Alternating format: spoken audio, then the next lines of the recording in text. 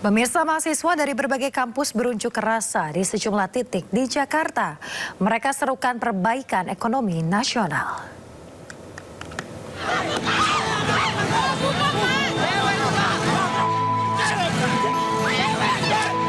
Saling dorong antara demonstran dengan petugas mewarnai unjuk rasa mahasiswa di Jakarta. Dalam aksinya, massa menyampaikan sejumlah tuntutan kepada pemerintah.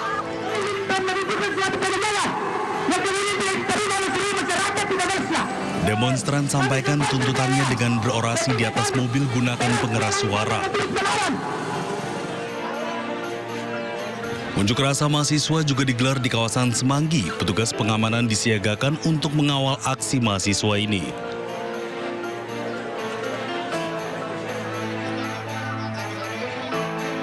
Selain di Semanggi, aksi juga digelar di kawasan gedung DPR RI.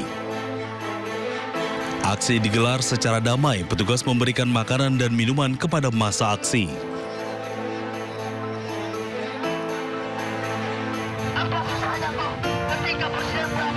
Massa aksi juga digelar di kantor Badan Gizi Nasional. Dalam aksinya, massa membawa sejumlah atribut.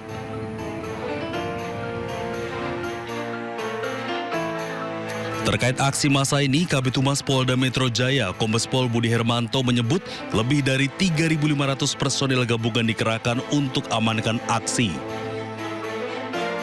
Petugas pengamanan juga akan bersikap sabar, humanis, dan tidak terprovokasi. Pemirsa, kericuhan saat aksi unjuk rasa mahasiswa juga terjadi di depan kantor DPRD Provinsi Jawa Barat.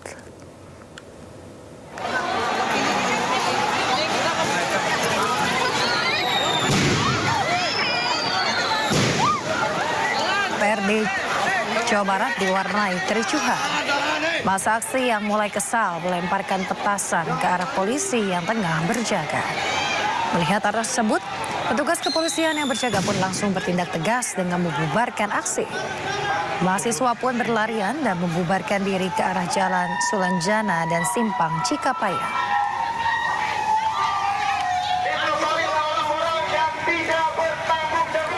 Sementara di Bandar Lampung, unjuk rasa ratusan mahasiswa sempat memanas.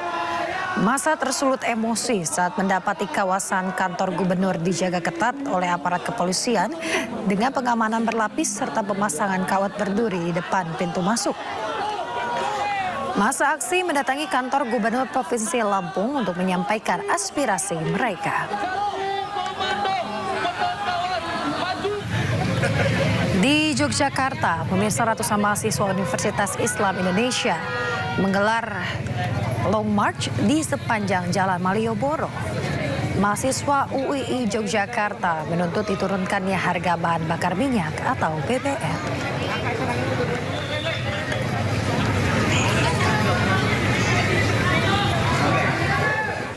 Pemirsa, unjuk rasa mahasiswa di gedung DPR MPR Jakarta berlangsung dari siang hingga sore hari. Mahasiswa membubarkan diri usai menyampaikan tuntutannya. Barisan pengunjuk rasa mahasiswa membubarkan diri secara bertahap mulai pukul 6 sore kemarin.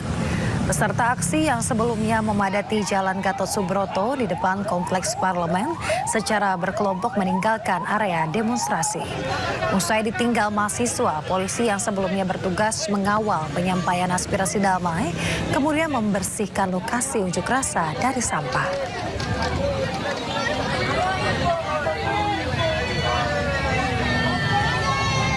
Pemirsa, Wapres Gibran Rakabuming Raka mengundang 15 perwakilan mahasiswa untuk berdialog di Istana Wakil Presiden. Mahasiswa mengaku mereka telah menyampaikan semua tuntutan dan aspirasi kepada pemerintah.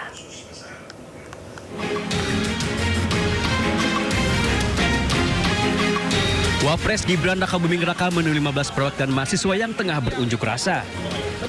Ke-15 mahasiswa diundang ke Istana Wakil Presiden untuk berdialog langsung. Ke-15 mahasiswa yang diundang diantaranya dari Universitas Bung Karno, Universitas MH Tamrin, dan Universitas Terbuka. Setelah hampir 2 jam, pertemuan akhirnya selesai. Perwakilan mahasiswa mengaku selama berdialog dengan Wapres, mereka telah menyampaikan semua tuntutan dan aspirasi kepada pemerintah. Hasil dari pertemuan sama Wakil Presiden Gibran Rakabuming Raka membuahkan hasil. Kawan-kawan mahasiswa pun menyampaikan aspirasi baik keluh kesah mereka dari daerah, baik dari keluh kesah skala nasional. Mereka menyampaikan secara konstitusional ke depan langsung Bapak Wapres. Sementara itu, menurut pelaksana tugas Sekretaris Wapres Al-Muktabar, semua tuntutan dan aspirasi mahasiswa akan jadikan masukan penting bagi pemerintah. Nah, hal itu akan menjadi bahan pertimbangan untuk dimajukan kepada Bapak Wakil Presiden dari hal-hal yang diperlukan tindak lanjut, tentu pada batas-batas kewenangan sesuai peraturan perundang-undangan. Setelah bertemu Wapres Gibran dan menggelar unjuk rasa, sekitar pukul 6 sore, barisan pengunjuk rasa mahasiswa mulai membubarkan diri. Tim Liputan iNews melaporkan. Pemirsa, Kepala Kantor Staf Kepresidenan Republik Indonesia, Dudung Abdurrahman, menegaskan pemerintah selalu membuka ruang untuk publik dalam menyampaikan kritik. Dudung juga meminta masyarakat agar bisa membedakan kritik yang konstruktif dengan tindakan provokasi. Tumbuh dari sejarah panjang, luka yang dalam, air mata, pengorbanan, dan darah pendiri bangsa.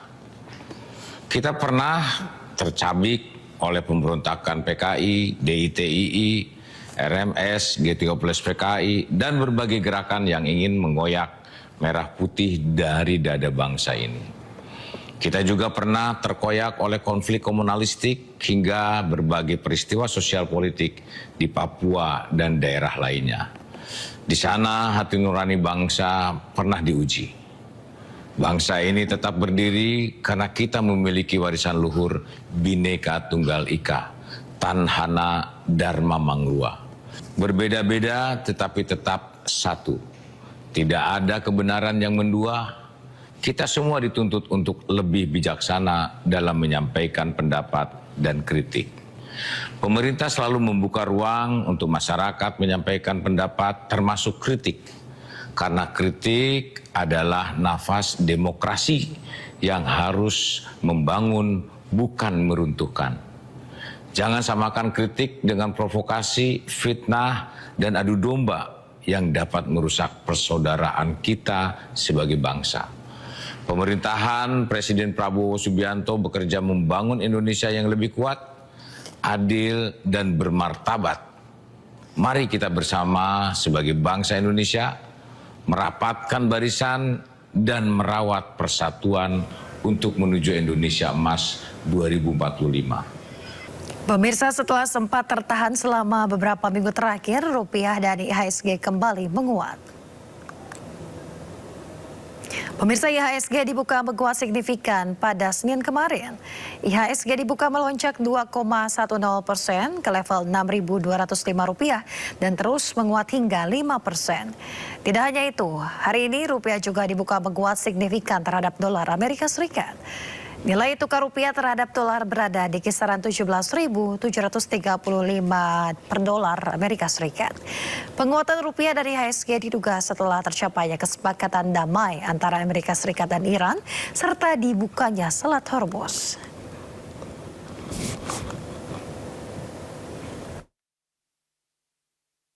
Pemirsa, Wakil Ketua DPR RI Sufmi Dasko Ahmad menyebut kepercayaan publik pada pemerintah mulai meningkat di tengah kondisi ekonomi saat ini. Dasko juga yakin pemerintah saat ini terus menjalankan berbagai strategi dan kebijakan untuk menjaga stabilitas ekonomi nasional. Kepercayaan terhadap pemerintah juga semakin kuat, sehingga itu juga berpengaruh terhadap pasar dan juga terhadap penguatan nilai tukar rupiah. Nah, saya pikir kerja-kerja pemerintah akan terus dilakukan.